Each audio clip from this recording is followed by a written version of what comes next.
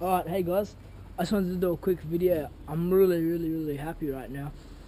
This snapped off tomato branch that was off the third plant. Got one, got your two, and you got your third tomato pot plant inside the pool enclosure. It had a tomato branch that had been kinked, and what had happened was that it had then sagged down and it wasn't being able to hold itself up.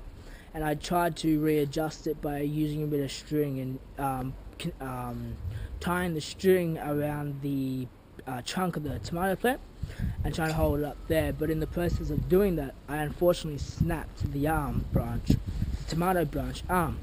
So what I did was I thought, this isn't going to work.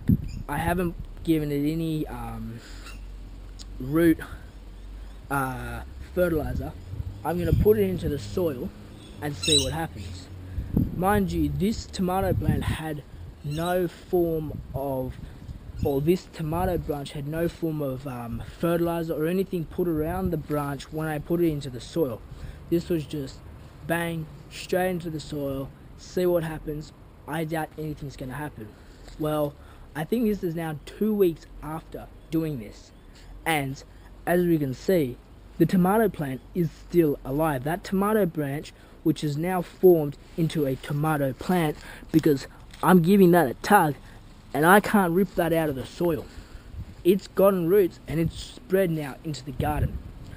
But what amazes me, and what I felt would never happen, and this didn't have any flowers on it when I planted it into the soil, but it has grown tomatoes.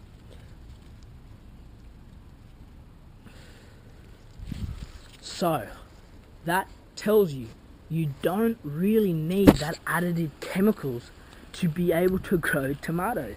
From a broken off branch, putting it into the soil, giving it water every day, letting it be in sun, it will grow by itself. There is your perfect example. That has no fertilizer, it has no root, lime, nothing. Snapped off the branch, used snips just to clean up where it's snapped, to give it a nice clean edge, cut it on an angle, and bang, put it into the soil and it's grown.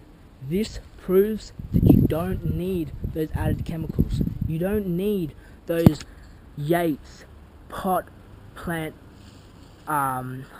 root branch snipping fertilizing crap.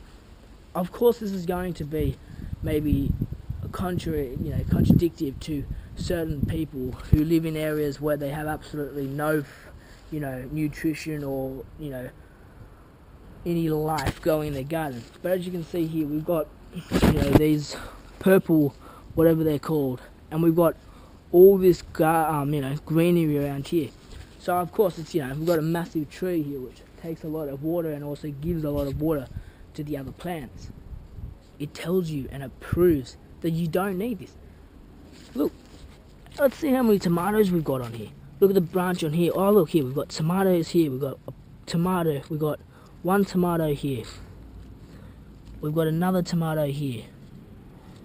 This is probably going to need to have some of that slug pellet stuff put down around it. I do put that around because these, actually I might even just trim these branches so they don't hang on to the soil.